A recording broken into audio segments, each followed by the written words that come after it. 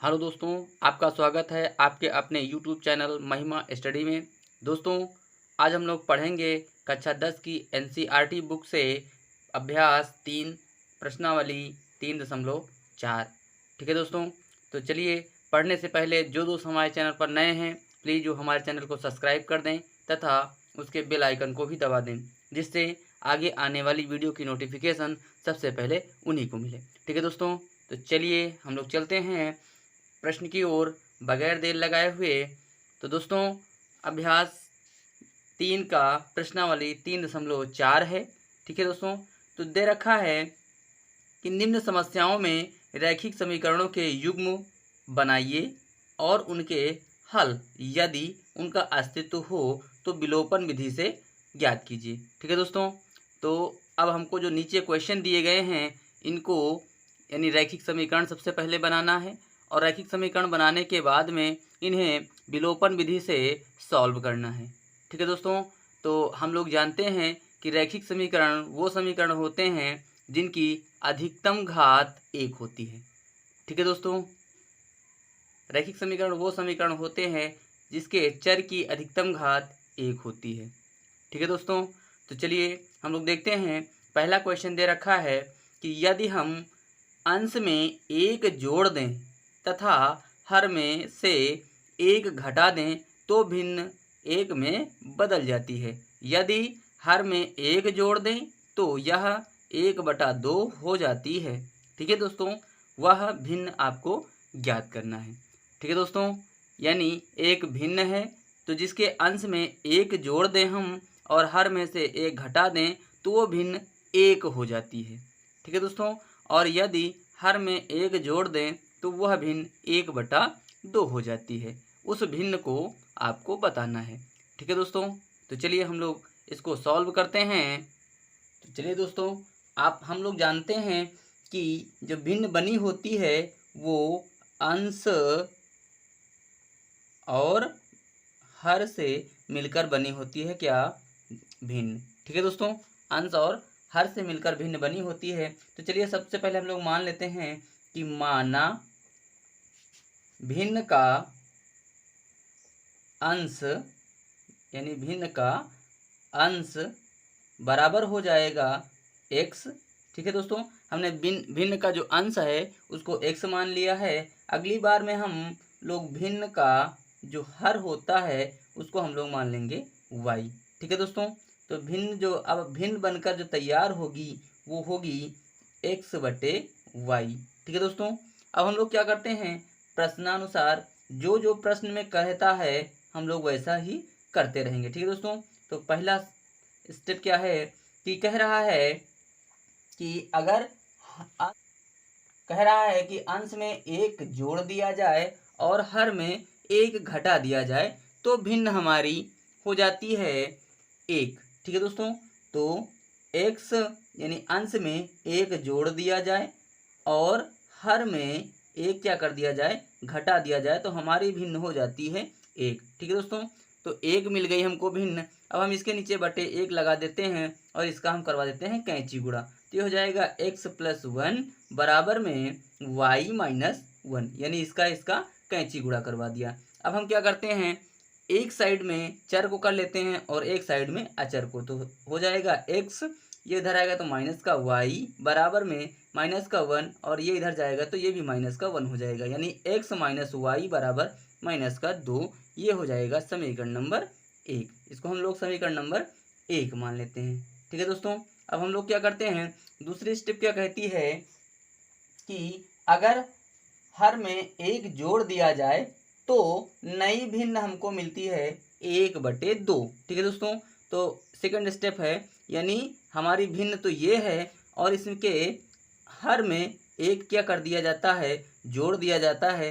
तो जो नई भिन्न मिलेगी हमको वो मिलेगी 1/2, यानी 1/2। तो अब हम लोग यहाँ पर भी कैंची गुणा करवा देते हैं। तो इसका गुणा 2 से होगा, यानी 2 का गुणा x से होगा तो ये हो जाएगा 2x बराबर में इसका गुणा y से होगा तो y हो जाएगा प्लस का 1 हो जाएगा। ठीक है दोस्तों, तो ये हो जाएगा यानी 2x और चर पद को हम एक साइड में ले लेंगे तो ये हो जाएगा माइनस का, यानी ये प्लस का है इधर आएगा तो माइनस का y बराबर में हो जाएगा 1। ठीक है दोस्तों, तो ये हो जाएगा समीकरण नंबर 2। क्लियर दोस्तों। अब हम लोग क्या करते हैं, हमने समीकरण नंबर 1 और समीकरण नंबर 2 बना लिया। ठीक है, अब जो है हमारा ये विलोपन विधि क्या होती है कि इसमें हम किसी एक चर के गुणांकों को बराबर कर लेते हैं। एक चर के गुणांकों को बराबर करने के बाद में उनको काट देते हैं। ठीक है दोस्तों, अगर वो कट रहे हैं तो कटना चाहिए। ठीक है दोस्तों, तो ये हो जाएगा, हम लोग लिख लेंगे समीकरण 1 से 2 को घटाने पर। ठीक है दोस्तों, तो चलिए हम लोग देख ले रहे हैं, यानी x माइनस वाई बराबर में माइनस का 2 और ये है 2x माइनस का y बराबर में 1। ठीक है दोस्तों, अब हम लोग इसको घटाएंगे, तो घटाने के लिए सबसे पहले क्या होता है, ठीक है दोस्तों, लेकिन हम लोग इस वाले समीकरण में 1 और समीकरण 2 में हम लोग देख पा रहे हैं कि y का गुणांक यहाँ पर 1 है और यहाँ भी y का गुणांक 1 है। ठीक है दोस्तों, तो जब y का गुणांक 1 है तो हमको अब बराबर करने की आवश्यकता नहीं है। ठीक है दोस्तों, तो डायरेक्टली हम लोग इसको घटा दे रहे हैं। तो जब ये प्लस का है, यानी घटाने पर जो निशान होते हैं वो चेंज हो जाते हैं, यानी जो प्लस का होगा वो माइनस का हो जाएगा, जो माइनस का होगा वो प्लस का हो जाएगा। ठीक है दोस्तों, तो ये देखिए माइनस, ये 2 है, x है, ये 2x है, तो ये प्लस का है, ये हो जाएगा माइनस का 2x। ये माइनस की y है तो ये प्लस की y हो जाएगी। ये 1 जो है वो प्लस का है तो ये 1 माइनस का हो जाएगा। ठीक है दोस्तों, अब हम लोग क्या देख पा रहे हैं कि माइनस का 2x है और प्लस का x है, तो माइनस के 2x से प्लस का x निकल जाएगा तो माइनस का x बचेगा। ठीक है दोस्तों, और ये प्लस की y है और ये माइनस की y है, ये दोनों आपस में कैंसिल हो जाएंगे और ये है माइनस का 1 और माइनस का 2, ये हो जाएगा माइनस का 3। माइनस और माइनस कैंसिल हो जाएंगे, ये x बराबर हो जाएगा 3, यानी x का मान कितना आ गया दोस्तों, 3 आ गया। ठीक है दोस्तों, x का मान कितना आ गया, 3 आ गया। अब यहाँ तक कि आप लोगों को समझ में आ गया होगा। ठीक है दोस्तों, तो चलिए हम लोग आगे बढ़ते हैं।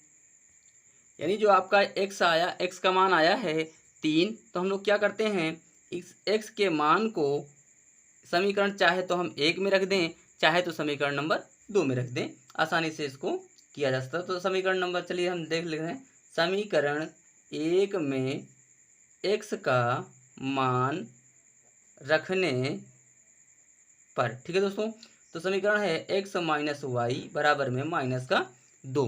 ठीक है दोस्तों, तो x का मान आया है 3 माइनस वाई बराबर में माइनस 2 है। ठीक है, तो ये जो 3 है ये बराबर किस पार जाएगा, तो माइनस वाई बराबर माइनस का 2 माइनस का 3 हो जाएगा। ठीक है दोस्तों, तो ये अगली बार में बनेगा माइनस का वाई बराबर में माइनस का 5, यानी ये माइनस का ये दोनों माइनस माइनस जुड़ जाएंगे तो माइनस का 2 और माइनस का 3 हो जाएगा माइनस का 5, और ये कैंसिल हो जाएंगे। और कहने का मतलब है कि आपका y बराबर आ जाएगा 5। ठीक है दोस्तों, y बराबर आ जाएगा 5। क्लियर, यहाँ तक क्लियर हो गया होगा। तो अब हम लोग नीचे लिख देंगे कि अतः वह भिन्न क्या हो जाएगी, भिन्न बराबर हो जाएगी, यानी अंश बटे हर, अंश मैंने माना है x और हर मैंने माना था y। ठीक है दोस्तों, तो अंश है यानी x आया है 3 और हर आया है 5। ठीक है दोस्तों, तो यही हो जाएगा इसका आंसर।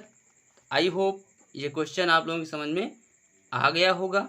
ठीक है दोस्तों, तो चलिए हम लोग बढ़ते हैं नेक्स्ट क्वेश्चन की ओर। अगला क्वेश्चन दोस्तों दे रखा है कि 5 वर्ष पूर्व नूरी की आयु सोनू की आयु की 3 गुनी थी। ठीक है दोस्तों, यानी 5 वर्ष पूर्व यानी 5 वर्ष पहले जो नूरी की आयु थी वो सोनू की आयु की 3 गुनी थी। ठीक है दोस्तों, कितनी गुनी थी, 3 गुनी थी। ठीक है, अब क्या कहता है कि 10 वर्ष पश्चात यानी 10 वर्ष बाद नूरी की आयु सोनू की आयु की 2 गुनी हो जाएगी।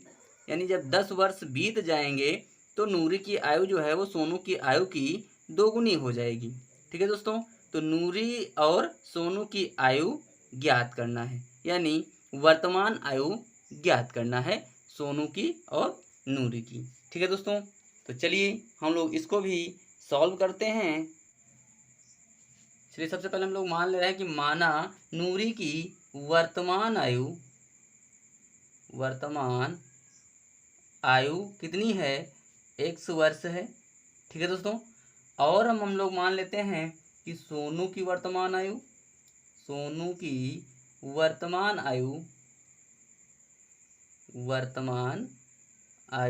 बराबर y वर्ष। ठीक है दोस्तों। तो जब तक हम लोगों को यानी इनकी वर्तमान आयु का पता नहीं चलेगा तब तक के ना तो हम पहले की आयु निकाल सकते हैं और ना तो हम बाद की आयु को निकाल सकते हैं। ठीक है दोस्तों। तो जब हमको वर्तमान आयु पता होगी तो अगर पहले की आयु कह रहा है तो जितने वर्ष पहले की आयु कह रहा है उतने वर्ष हम उसमें से घटा देंगे, और अगर उतने वर्ष बाद का कह रहा है जितने वर्ष तो उतने वर्ष हम उसमें जोड़ देंगे। सपोज दैट आप लोग देख लीजिए कि जैसे इस समय मेरी उम्र मान लीजिए कि 40 वर्ष है और मैं 5 वर्ष पहले कितने वर्ष का था, तो हम लोग 5 वर्ष क्या करेंगे, घटा देंगे, तो ये हो जाएगा 35 वर्ष। ठीक है दोस्तों। यानी पहले के लिए क्या किया जाता है, घटाया जाता है। ठीक है दोस्तों। और अगर कह दे कि इस समय हम वर्तमान आयु हमारी 40 वर्ष है और हम 5 वर्ष बाद कितने के हो जाएंगे, तो 5 वर्ष हम इसमें जोड़ देंगे तो ये हो जाएगा 45 वर्ष।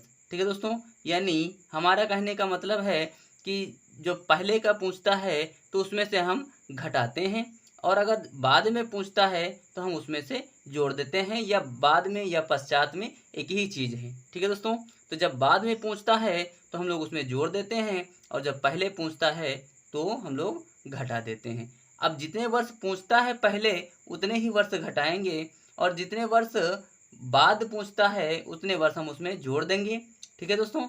अब इसके जो ये सिस्टम है ये आप लोग अपने अकॉर्डिंग चेंज कर सकते हैं, यानी 5 ही आपको नहीं जोड़ना है और 5 ही आपको नहीं घटाना है। वो जितने वर्ष पूछता है उतने वर्ष आपको इसमें से घटाना होगा, और जितने वर्ष बाद पूछता है उतने ही वर्ष जोड़ना होगा। ठीक है दोस्तों। और ये मैंने एक ऐसे बताया है आप लोगों को। ठीक है, क्लियर हो गया। तो अब हम लोग चलते हैं, तो आगे है कि ये तो वर्तमान आयु हो गई। अब क्वेश्चन में कह रहा है कि 5 वर्ष पूर्व नूरी की आयु सोनू की आयु की 3 गुनी थी। ठीक है दोस्तों। तो हम लोग लिख देंगे कि 5 वर्ष पूर्व नूरी की आयु यानी x से 5 वर्ष कम रही होगी। ठीक है दोस्तों। x से 5 वर्ष यानी 5 वर्ष जब पूर्व की बात कही जा रही है तो नूरी की आयु 5 वर्ष कम रही होगी। ठीक है दोस्तों। सेम उसी प्रकार है 5 वर्ष पूर्व सोनू की आयु। ठीक है दोस्तों। तो ये भी 5 वर्ष कम रहे होंगे। ठीक है दोस्तों। आई होप आप लोग समझ पा रहे होंगे हमारी बात को। ठीक है। तो चलिए हम लोग क्या करते हैं, समीकरण बना लेते हैं। ठीक है। तो ये हो जाएगा यानी x माइनस 5। ठीक है। और ये बराबर हो जाएगा किसके, y माइनस 5 के। लेकिन क्वेश्चन कह रहा है कि 5 वर्ष पूर्व नूरी की आयु सोनू की आयु की 3 गुनी थी। ठीक है दोस्तों। तो ये तो ऑलरेडी पहले से ही 3 गुना है, यानी इस उम्र के ये 3 गुना है। इस उम्र के यानी सोनू की उम्र के ये उम्र जो है नूरी की उम्र है ये 3 गुना है। ठीक है दोस्तों। तो ये जब 3 गुना है तो जाहिर सी बात है कि ये ज़्यादा है और ये कम है। तो जितना कम है यानी 3 गुना है ये ज़्यादा, तो ये 3 गुना कम होगी। तो अगर हम इसमें 3 से गुणा करवा देंगे तो ये दोनों स्टेप आपस में क्या हो जाएंगे, बराबर हो जाएंगे। आई होप हमारी बात आप लोग समझ पा रहे होंगे। ठीक है दोस्तों। तो चलिए हम लोग इसको सॉल्व कर लेते हैं। x माइनस 5 बराबर में हो जाएगा y का गुणा 3 से होगा तो 3y माइनस 3 का गुणा 5 से होगा तो 5 3 15 हो जाएगा। ठीक है दोस्तों। तो अब हम लोग क्या करेंगे, चर को एक साइड में और अचर पद को एक साइड में कर लेंगे। तो ये हो जाएगा x माइनस ये प्लस का है इधर आएगा तो माइनस का हो जाएगा 3y बराबर में हो जाएगा माइनस का 15 और ये प्लस का 5 हो जाएगा, यानी माइनस का इधर जाएगा तो प्लस का हो जाएगा। अगली बार में हम लोग लिखेंगे x माइनस 3y बराबर में हो जाएगा माइनस का 10। ये समीकरण नंबर हो जाएगी आपकी 1। ठीक है दोस्तों। अब हमारा सेकंड स्टेप क्या कहता है, सेकंड स्टेप कहता है कि 10 वर्ष पश्चात नूरी की आयु सोनू की आयु की दोगुनी हो जाएगी। ठीक है दोस्तों, कितने वर्ष पश्चात, 10 वर्ष पश्चात। तो हम लोग लिख देंगे कि 10 वर्ष पश्चात नूरी की आयु बराबर हो जाएगी, यानी x और प्लस में 10। ठीक है दोस्तों, x प्लस में 10 वर्ष। ठीक है, अब 10 वर्ष पश्चात सोनू की भी आयु तो बढ़ेगी भाई।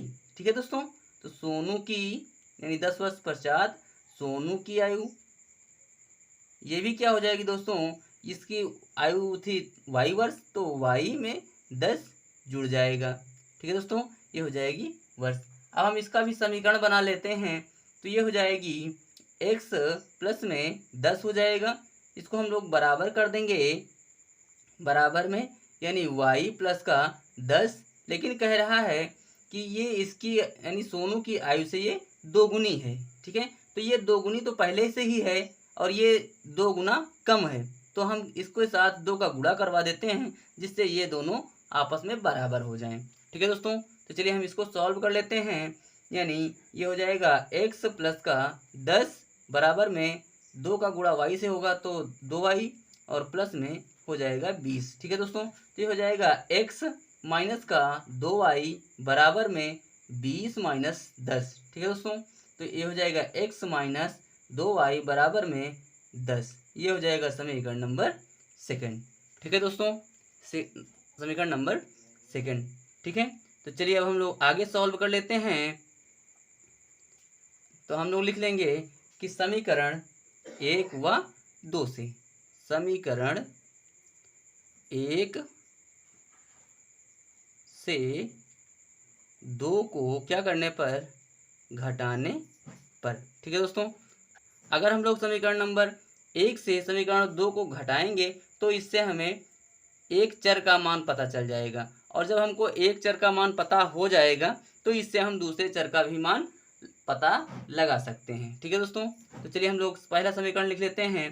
पहला समीकरण था x माइनस 3y बराबर में माइनस का 10। ठीक है दोस्तों, और दूसरा समीकरण है x माइनस 2y बराबर में 10। ठीक है दोस्तों, चलिए हम लोग इसको घटा देते हैं। घटाने पर निशान से चेंज हो जाते हैं, ये प्लस का था ये माइनस का हो जाएगा, ये माइनस का था ये प्लस का हो जाएगा, ये प्लस का था ये माइनस का हो जाएगा। अब ये प्लस का है और ये माइनस का है, ये दोनों आपस में कैंसिल हो जाएंगे।